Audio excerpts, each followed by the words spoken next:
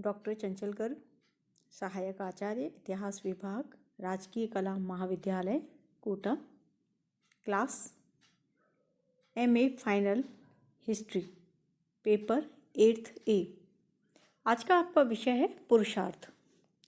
पुरुषार्थ हिंदू शास्त्रकारों ने मनुष्य और समाज की उन्नति के निमित्त जिन आदर्शों का विधान प्रस्तुत किया उन्हें पुरुषार्थ कहा गया। एक तरह से इससे क्या स्पष्ट होता है कि पुरुषार्थ जो है वो मनुष्य और समाज दोनों से संबंधित हैं। मनुष्य और समाज के बीच के संबंधों की व्याख्या करने वाले हैं, इनके नियमित करने वाले हैं और इनके पारस्परिक संबंधों को नियंत्रित करने वाले कौन हुए? पुरुषार्थ हुए। भारतीय मनुष्यों ने ये माना था कि जीवन के सुख के दो आधार हैं, एक तो भौतिक सुख और दूसरा आध्यात्मिक सुख। भौतिक सुख के अंतर्गत सांसारिक आकर्षण, ऐश्वर्य ये सब आते हैं, लेकिन आध्यात्मिक सुख के अंतर्गत आता है त्याग और तपस्या। भौतिक सुख ये माना जाता है कि क्षणिक है और अस्थिर है, लेकिन सत्य है, और आध्यात्मिक सुख जो है वो सत्य है, त्याग और तपस्या यह हमेशा के लिए रहती हैं।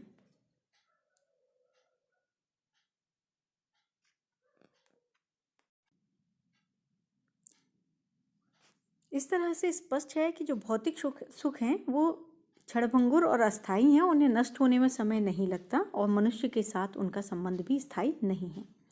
सांसारिक मोह, माया, भोग विलास, ऐश्वर्य, गौरव मनुष्य को सन्मार्ग की ओर नहीं लेके जाते बल्कि उसे दिग्भ्रमित करते हैं।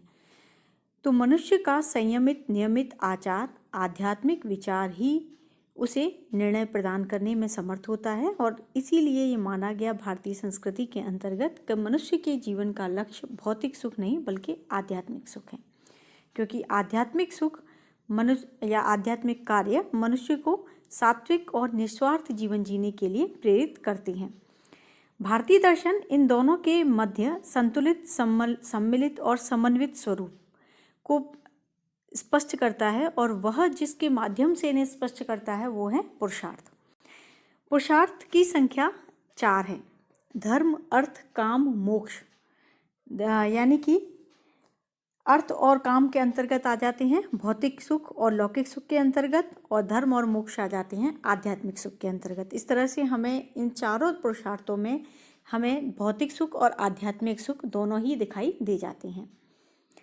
मनुष्य लौकिक उपभोग के साथ धर्म का अनुसरण करते हुए ईश्वर उन्मुख होकर मोक्ष को प्राप्त करता है, और क्योंकि ये माना गया भारतीय दार्शनिकों ने कि जीवन और मृत्यु से छुटकारा पाना, संसार में आवागमन के चक्कर से मुक्ति पाना और ईश्वर के समीप पहुंचना ही मोक्ष है, और यही मानव के जीवन की सार्थकता है और यही उसका चरम लक्ष्य है।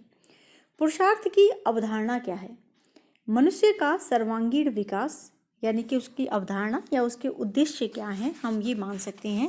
पुरुषार्थ की जो अवधारणा है उसके अनुसार है कि पुरुषार्थ मनुष्य का वह आधार है जिसके अनुगमन से वह अपना जीवन जीता है और विभिन्न कर्तव्यों का मनोनिवेश पूर्वक पालन करता है। वह भौतिक पदार्थों, संतानों, सद्गुणों का भोग करने के बाद जगत की परिधि से बाहर आकर भक्ति का मार्ग अपनाता है और भक्ति की ओर उन्मुख होता है।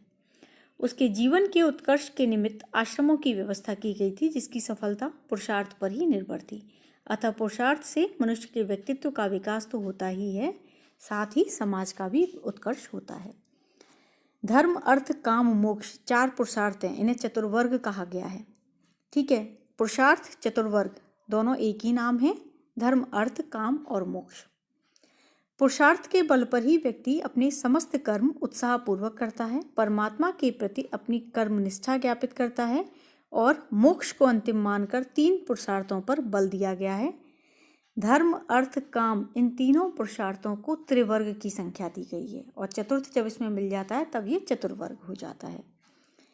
धर्म, अर्थ, काम तीनों एक साथ जीवन में पालित किए जा सकते हैं, लेकिन मोक्ष इन तीनों के अनुसरण के बाद प्राप्त होता है।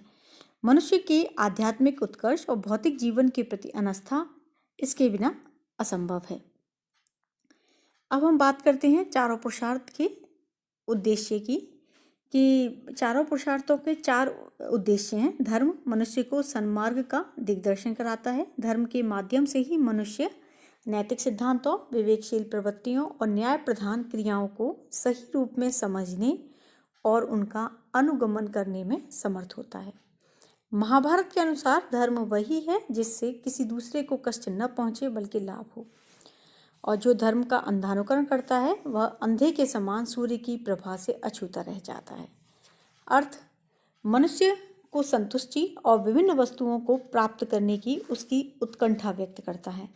भारतीय चिंतकों ने मनुष्य के जीवन में धनार्जन करने की प्रवृत्ति को पुरुषार्थ के अंतर्गत रखकर मानव मन की सहज आकांक्षाओं और वृत्तियों का मनोवैज्ञानिक विश्लेषण किया है। जीवन में भौतिक सुखों की प्राप्ति अर्थ के उपार्जन और संग्रह से ही संभव है और त्रिवर्ग के अंतर्गत अर्थ पर ही निर्भर करता है, लेकिन अर्थ की प्राप्ति के साथ साथ उसका दान करना भी अपेक्षित माना गया है।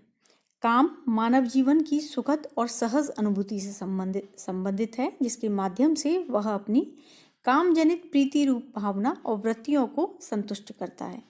विवाह और संतानोत्पत्ति इसी के आधार पर संभव है। इस प्रकार काम व्यक्ति का तीसरा महत्वपूर्ण उद्देश्य है। यौन भावना के साथ सौंदर्यानुभूति की तुष्टि काम से ही होती है।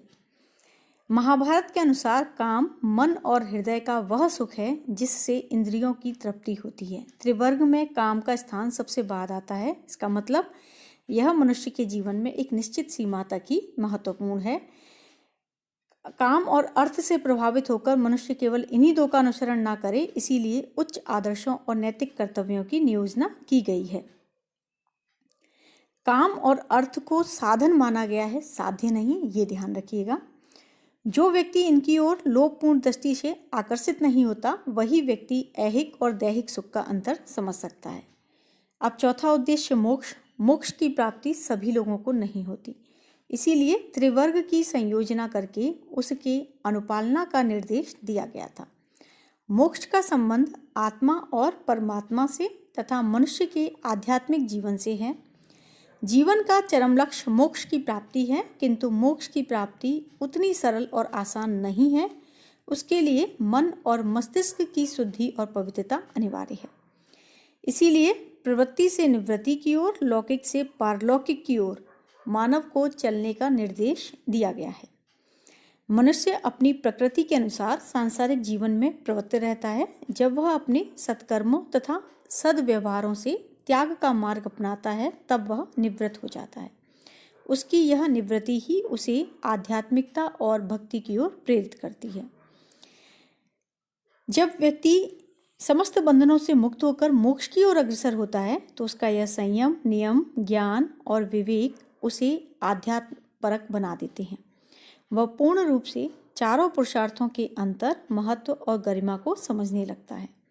पुरुषार्थ संबंधी उसका यह ज्ञान उसके व्यक्तित्व का सर्वांगीण निर्माण करता है, और इस दृष्टि से पुरुषार्थ मानव जीवन के समग्र स्वरूप का उन्नयन करता है तथा उसे संयमित और नियमित मार्ग का दिग्दर्शन कराता है। इस तरह से धर्म, अर्थ, काम, मोक्ष व्यक्ति के जीवन को गरिमामंडित करने के साथ साथ उसके निवृत्ति मूलक व्यक्तित्व का भी निर्माण करते हैं। व्यक्ति धर्म का अनुसरण करते हुए सांसारिक भोग और उपभोग का अनुसरण करता है, भक्ति का अनुसरण करते हुए मोक्ष की ओर अग्रसर होता है। इस तरह से धर्म, अर्थ, काम, मोक्ष धार्मिक, भौतिक और आध्यात्मिक तत्वों का निवेशन है। इसके अंतर्गत व्यक्ति के कर्तव्य और अधिकारों का वर्णन भी प्राप्त होता है। अब हम बात करते हैं सबसे पहले धर्म की। पुरुषार्थ में सबसे पहले नाम लिया गया है धर्म का। धर्म का स्थान सर्वोपरि है, यानी कि धर्म से एक तरह से व्यक्ति के मन में एकदम से उठता है कि धर्म का मतलब हो गया धार्मिक विश्वास और ईश्वर की उपासना। लेकिन यहाँ धर्म का मतलब धार्मिक विश्वास और उपासना नहीं है, बल्कि नियमबद्ध, संयमित और सात्विक जीवन ही धार्मिक जीवन है। धर्म व्यक्ति के आचरण और व्यवहार की एक संहिता है जो उसके कार्यों को देश, काल, परिस्थिति के अनुसार व्यवस्थित, नियमित और नियंत्रित करता है तथा उसे स्वस्थ और उज्ज्वल जीवन यापन के लिए ज्ञान का मार्ग प्रशस्त करता है। अब धर्म बना किससे है? धृ धातु से। धृ धातु से, जिसका शाब्दिक अर्थ है धारण करना अथवा अस्तित्व बनाए रखना, यानी कि यह वह तत्व है जो मनुष्य और समाज के अस्तित्व को कायम रखता है। यह सामाजिक व्यवस्था का नियामक है। महाभारत में कहा गया है कि धर्म सभी प्राणियों की रक्षा करता है, सभी को सुरक्षित रखता है, वह सृष्टि का अस्तित्व बनाए रखता है। धर्म की व्यवस्था सभी प्राणियों के कल्याण के लिए की गई है, जिससे सभी प्राणियों का हित होता है, वही धर्म है। इसका तात्पर्य है कि धर्म आचरण है और आचरण से ही धर्म फलीभूत हो सकता है। मनु का कथन है कि वेद और स्मृतियों में विवृत है कि आचार ही श्रेष्ठ धर्म है। धर्म आचरण की वह संहिता है जिसके माध्यम से व्यक्ति समाज के सदस्य के रूप में एक व्यक्तित्व के रूप में नियंत्रित होता हुआ क्रमशः विकसित होता हुआ अंत में चरम उद्देश्य को प्राप्त करता है। धर्म के 3 मूल कार्य बताए गए हैं: नियंत्रण, व्यक्तित्व का उत्थान और तीसरा है जीवन के अंतिम लक्ष्य मोक्ष के लिए व्यक्ति को सन्नद्ध करना। धर्म द्वारा मनुष्य अपने कर्तव्यों और व्यवहारों को संवर्धित करता है तथा वांछित कामनाओं की पूर्ति करता है। मनुष्य का कर्तव्य, कार्य और स्वभाव धर्म से संचालित होता है। ऐसी स्थिति में हिंदू धर्म व्यक्ति के उन सभी गुणों, परिस्थितियों और कार्यों को अभिव्यक्त करता है जिनसे वह एक सुसंकृत मार्ग का अनुगमन करता है। इस तरह स्पष्ट है कि धर्म का संबंध मनुष्य के विश्वास, नैतिक आचरण, व्यवहार और उसकी आस्तिकता से है, जिसमें मनुष्य का सामाजिक जीवन नियंत्रित और विकसित होता है। ठीक है, अब है कि धर्म के स्रोत क्या हैं। धर्म के स्रोत हैं वेद, स्मृति, सदाचार और आत्मतुष्टि। ये किसने बताए हैं? ये बताए हैं मनु ने। मनु के अनुसार धर्म के स्रोत वेद, स्मृति, सदाचार और आत्मतुष्टि है। आत्मतुष्टि का मतलब है जो अपनी आत्मा को प्रिय लगे, उसे आत्मतुष्टि कहा जाता है। अब धर्म सूत्र में वेद, स्मृतियाँ, शीलगत व्यवहार को धर्म का मूल स्वीकार किया गया है। वशिष्ठ के अनुसार मनुष्य के सदाचार से अधिक महत्वपूर्ण वेद और स्मृतियाँ हैं। निश्चय ही धर्म नैतिक आचरणों को अधिक महत्व देता है, किंतु परंपरा से चली आ रही धर्मशास्त्रीय व्यवस्था को भी स्वीकार करता है। वेद और स्मृतियों में मनुष्य के लिए जो कर्तव्य निर्देशित किए गए हैं, उनकी निष्ठापूर्वक पालन ही धर्म है। सदाचार परिस्थिति और काल के अनुसार परिवर्तित होकर मनुष्य के गुणों का अंग बन जाता है। सदाचार के अंतर्गत सत्यता, हितकर प्रथाएं, आचरण और नैतिक व्यवहार, इनका समावेश किया गया है। इसका तात्पर्य यही है कि अंग्रेजी का रिलीजन जो है वह सदाचार का पर्याय नहीं हो सकता। धर्म व्यक्ति को नियंत्रित करता है तथा समाज के प्रति उसके कर्तव्यों को निष्ठापूर्वक पालन करने के लिए प्रोत्साहित करता है। इसके माध्यम से व्यक्ति अपना सर्वांगीण विकास करता है, समाज के सदस्य के रूप में अपने दायित्वों का निर्वाह करता हुआ तथा अंततोगत्वा जीवन के चरम लक्ष्य को प्राप्त करता है। धर्म मनुष्य के साथ जीवन पर्यंत रहने वाला तत्व है। धर्म कहीं कहीं कर्तव्यों का संग्रह भी है। अब धर्म का पालन या व्यक्ति किस प्रकार से कर सकता है? धर्म के साधन हम इन्हें कह सकते हैं कि धर्म के साधन या लक्षण क्या हैं। धर्म के साधन है एक तरह से सत्य। मनुष्य के जीवन में सत्य अत्यधिक महत्वपूर्ण है। सत्य से व्यक्ति, समाज और दोनों की उन्नति होती है। सत्य से श्रेष्ठ कुछ भी नहीं है। वेद में कहा गया है सत्यम वदम धर्मम चर। सत्यम वदम, सत्य बोलो, धर्मम चर, धर्म का आचरण करो। यदि व्यक्ति विकट परिस्थितियों में भी सत्य बोले तो वह व्यक्ति हमेशा धर्म का आचरण करता है। सत्य के विभिन्न रूपों में दान, ध्यान, सहिष्णुता, लज्जा, दया, अहिंसा, निष्पक्षता, इंद्रिय निग्रह, सहर्ष, कष्ट सहना, विवेक आदि आते हैं। मनु ने कहा है कि सत्य बोले, प्रिय बोले, सत्य भी अप्रिय न बोले और प्रिय भी असत्य न बोले, यही सनातन धर्म है। यानी कि धर्म का सबसे प्रथम साधन है सत्य बोलना। दूसरा है ब्रह्मचर्य, अपनी इंद्रियों पर नियंत्रण रखना, ब्रह्म के मार्ग का अनुसरण करना ही ब्रह्मचर्य है। संयम और अनुशासन का जीवन समाज में प्रशंसनीय होता है। अनुशासन और सन्मार्ग का अनुसरण ब्रह्मचर्य के अंतर्गत आता है। ब्रह्मचर्य का पालन करने से मनुष्य शरीर और मन से श्रेष्ठ तथा समाज के संयमित आदर्श में सहायक होता है। तीसरा साधन है अहिंसा। किसी को अपनी वाणी और कार्यों से हानि न पहुंचाना ही अहिंसा है। मनसा वाचा कर्मणा एक शब्द प्रयोग किया जाता है। मनसा मन से, वाचा बोलने से, कर्मसा कर्मणा कर्म से। किसी को चोट न पहुंचाना ही मनुष्य का धर्म माना गया है। मनु के अनुसार जो जीवों का वध मनुष्य का उत्तम कार्य और धर्म माना गया है। मनु के अनुसार जो जीवों का वध और बंधन नहीं करना चाहता वह सबका हिताभिलाषी होकर अत्यंत सुख प्राप्त करता है। अहिंसा ही परम धर्म है। चौथा साधन है इंद्रिय निग्रह। अपनी कर्मेंद्रियों को पूर्ण रूप से अपने वश में करना ही इंद्रिय निग्रह यानी कि इंद्रियों को काबू में रखना, उन्हें कंट्रोल में रखना है। जो अपने कर्मों को अनुशासित रखता है लेकिन मन से संयमित नहीं है उसे मिथ्याचारी कहा जाता है। यानी कि अपने कर्म पर संयम रखने वाला, अपने इंद्रियों पर संयम रखने वाला व्यक्ति ही आगे कुछ कर सकता है, क्योंकि ये माना जाता है इंद्रियों और कर्मों पर नियंत्रण न रहने से विषयों में आसक्ति बढ़ती है। विषयों का मतलब है कि भौतिक सुखों में आसक्ति बढ़ेगी और जब इनकी पूर्ति नहीं होगी तो क्रोध उत्पन्न होगा और क्रोध उत्पन्न होगा तो मूर्छा आएगी और मूर्छा से स्मृति लुप्त होती है और स्मृति लुप्त होने से बुद्धि नष्ट होती है और बुद्धि के नष्ट होने से व्यक्ति का विनाश होता है। तो मनुष्य को अपने मन, मस्तिष्क और शरीर पर समान रूप से संयम रखना चाहिए। संयम रखने के पर ही वह व्यक्ति जन्म और मृत्यु के बंधन से मुक्त हो पाता है। इसके बाद है क्षमा। जिस व्यक्ति में क्षमा की भावना होती है वही व्यक्ति महान होता है। शास्त्रों में कहा गया है क्षमा वीरस्य भूषणम। क्षमा वीर पुरुषों का आभूषण होता है। वीरता में क्षमा मणि और कंचन के योग के समान है। निर्बल व्यक्ति के प्रति तो क्षमा की भावना होनी ही चाहिए। मनुष्य का क्षमा धर्म उसके आकर्षक व्यक्तित्व और विनम्रता महानता का द्योतक है। इसके बाद है श्रद्धा। मनुष्य के लिए श्रद्धा और आदर की भावना रखना श्रेष्ठ गुण माना गया है। माता पिता और गुरु के प्रति श्रद्धा और आदर से नत रहना चाहिए। जो अपने माता पिता और गुरु का अनादर करते हैं उन्हें पाप का भागीदार बताया गया है। और जो जैसे श्रवण कुमार हैं अपने माता पिता के पूर्ण भक्त थे, एकलव्य अपने गुरु द्रोणाचार्य के भक्त थे, तो ये दोनों ही प्रसिद्ध हैं। महाभारत के अनुसार माता पिता और गुरु का कभी वध नहीं करना चाहिए, चाहे वे किसी का कितना ही बुरा क्यों ना करें। इसके बाद है मधुर वचन।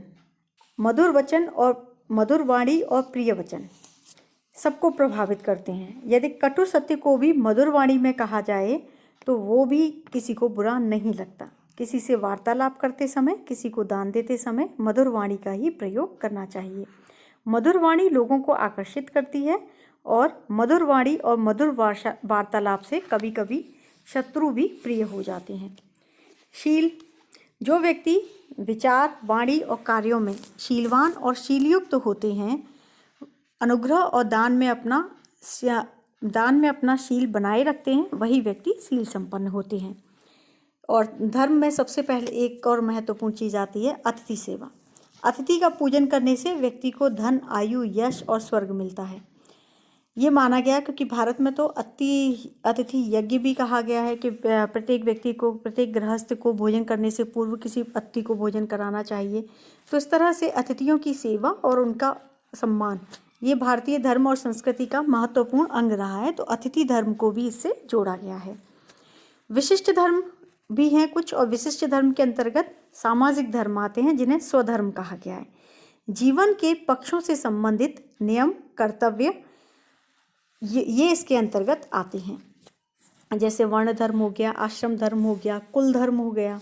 तो वर्ण व्यवस्था आप पढ़ चुके हैं, तो वर्ण व्यवस्था का पालन करना वर्ण धर्म हो गया। आश्रम व्यवस्था आप पढ़ चुके हैं, आश्रम धर्म का पालन करना आश्रम धर्म हो गया। कुल धर्म यानी कि परिवार के नियमों का पालन करना कुल धर्म है। राजा ने जो नियम बनाए हैं राजधर्म का पालन करना। इस तरह से व्यक्ति धर्म का पालन करके अपने जीवन में पुरुषार्थ का पालन कर सकता है, अपने जीवन को सफल बना सकता है। धन्यवाद। इससे आगे के पुरुषार्थ आपको अगले वीडियो में पढ़ाए जाएंगे।